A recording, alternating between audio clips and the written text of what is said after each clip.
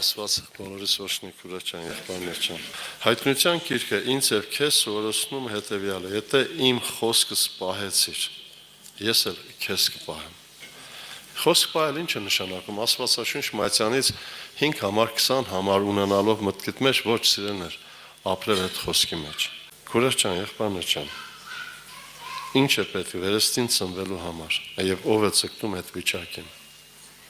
Մենք կարող ենք համարներ ներկայացնել, ուղղակի հակիրճ պարզ մեկ միտք եմ ասում, քույրս եղբայրս։ Այն անձնավորությունը, որ հավատում է կա հավիտենական կյանք, եւ այդ կյանքը պահված է Քրիստոսի մեջ, ինքը պիտի ցկտի սրան։ Կուզե։ Հիշում եք, երբ որ մենք կարդում ենք Սուրբ Գրքի մեջ, առաջի Հովանու 5:9 համարի մեջ գրված է. եթե մարդոս վկայություն ընդունում եք, ավելի մեծ Աստծո վկայություն։ Այսօր մենք շատ բաներ անում ենք մարդոց վկայությունը լսելով։ Բայց այստեղ Աստծո խոսքն ասում է ավելի մեծ Աստծո վկայություն, եւ ո՞րն է այդ վկայությունը։ Շարունակության մեջ գրված է, որ կյանքը որդու մեջ է։ Եվ այսօր Աստծո նպատակը սա է, որ ես եւ դու երեխայպես հավատանք, որ կյանքը որդու մեջ է, հավատանք, որ կա հավիտենական կյանք։ Զաքեոս իմացել էր Հիսուսի մասին, եւ շատ անգամ եղբայրները ներկայացնում են, որ Զաքեոսը բարձրացավ ժանդա թզենին։ Հետաքրքիր է, որ Հիսուսը ներս մտավ իրեն տուն, ինչ ասեց. ում որ վատն եմ արեք հարապատիկ կաթուցանեմ, իմ ունեցվածքի կեսն էլ կբաժանեմ աղքատներին։ Ուղղակի մաթեմատիկական հաշվարկ։ Առաջին ասեց, իմ ունեցածի կեսը տալիս եմ աղքատներին։ Ենթադրենք ուներ $10,000, 5,000-ը տվեց, այնտեղ մնաց տակ իշքան 5,000։ Ում որ վատն եմ արեք հարապատիկ կհատուցանեմ։ Ինչ եք մտածում, հալալ քրտինքով էր այս ամեն աշխատը։ Փաստորեն ինքը պակսորդ տվեց։ Ինչու համար այս ամեն ինչից զրկվավ։ Պողոսն ասում էր, ինչ բան որ ինձ օգուտ էր, վնաս սեպեցի Քրիստոսին շահելու համար։ Մենք որ ասում ենք Քրիստոսին շահել, ու նպատակը ո՞րն է։ Հավիտենական կյանք։ Այսօր ամեն մեկ անձնություն պիտի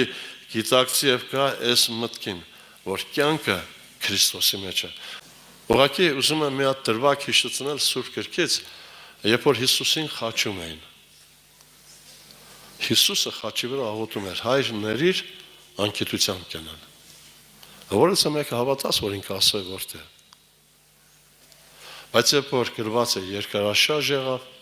արևը խավարեց, հարապետն ասաց իրավցն է Աստծո որդի է։ Քուրես ջան, եղբայրներ ջան,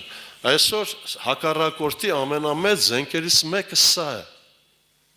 Ով չի մոլորվում։ Հայտնության երկրորդ գլխի մեջ, երբ որ մենք կարդում ենք Եփեսոս եկեղեցու վրայով գրված է հետևյալ, նայեք ինչ ասում Տիրոջ խոսքը. փորձեցիր նրանց, որ առաքյալ են ձևանում։ Առաքյալ ինչ ձևի մարդիկ էին։ Ինչ եք մտածում, որակավորումը ո՞ն էր առաքյալների։ Զորություններ, հրաշքներ, մեռած մարդու համար աղոթեն պիտի բժշկվեր, թե չէ։ Խոսք ունեն, բայց այստեղ գրված է մեկ բան. Եվ փորձեցին նրանց, որ առաքյալ են ձևանում եւ չեն գտար, որ սուտ են։ Ինչով գտան։ Աստծո խոսքով։ Այսօր ամենամեծ առաջնային խնդիրը սա է, որ մենք կարողանանք զանազանել։ Եվ ուշադրություն դարձեք, երբ որ մենք կարդում ենք Դավթի Սաղմոսների 119-րդ Սաղմոսը, ամբողջը խոսում է Աստծո խոսքի վրա։ Իմ անձը մաշվեցավ քո փրկությունը սպասելով, բայց ես քո խոսքին հուսացա։ Իմ աշկերը մաշվեցան քո խոսքին ցանկալով, ես ասում եմ, երբ կմխիտարես 97 համար, որքան եմ սիրում քո օրենքը, ամեն օր նա իմ մտածմունքն է։ Հիմա հարցը հետևյալն է. ինչու համար էր սիրում Աստծո խոսքը, ո՞րն էր բուն նպատակը։ Ինչու համար Զաքեոս այդ ամենը զոհեց, ո՞րն էր նպատակը։ Այսօր լինում է պարակա, որ մարդիկ ասում են, ես Քրիստոսի համար էս եմ արել, այն եմ արել, եղբայրս, քույրս, մենք անում ենք ընդամենը մեկ բանի համար, մեր փրկության։ Այսօր շատ քրիստոնյաներ հենց այդ փարիսեցական հավատք ունեն, արտաքինը, բայց մեջը պտուղ չկա։ Իսկ Լուկաս ավետարան, երբ որ մենք կարդում ենք 13-րդ գլուխ, այստեղ խոսում է Այկեպանի ուղված խոսքը, որ Այկուտեր ասեց. ահա 3 տարի որ գալիս եմ պտուղ որանու այդ թզնու վրա եւ չեմ գտնում։ Գտրիր դրան, ինչու՞ դա երկիրն է խափանը։ Նա էլ պատասխանեց ասած, դեր այս տարի էլ թող դրան, Միջով որ դրա 4 կողմովը փորեմ, աղբացեմ, թերևս պտուղ բեր, ապա թե ոչ,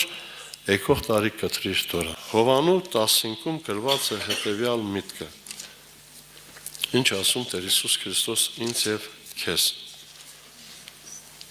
Առաջի համարից եմ կարդում. ես եմ ճշմարիտ որդը եւ իմ հայրը մշակը։ Ամեն ճյուղ, որ ինձ անում է եւ պտուղ չէ բերում, նա կտրում է նրան եւ ամեն պտուղ բերողի մաքրում է, որ ել ավելի պտուղ բերա։ Այսօր խնդրանքս հետևյալն է ինձ եւ քեզ, որ ես եւ դու կարողանանք իրոք պտղաբեր լինենք։ Աստվածը ինձ եւ քեզ չի կանչել, որ կանք ժողովների աղոթենք, թողենք, գնանք։ Աստված ինձ եւ քեզ կանչել է, որպեսզի ես եւ դու պտղաբեր լինենք։ Գրված է՝ դուք եք աշխարհի աղը, դուք եք աշխարհի լույսը։ Այսօր ես եւ դու պիտի համտանք աշխարհին։ Ես եւ դու պիտի լինենք լույս, մարդիկ այդ լույսը տեսնելով պիտի կան Քրիստոսին։ Ուղղակի խնդրանքս այսօր մենք լուրջ ուշադրություն պիտի դարձնենք։ Եվ մեկ միտքել եմ ուզում ասել եւ վերջացնեմ։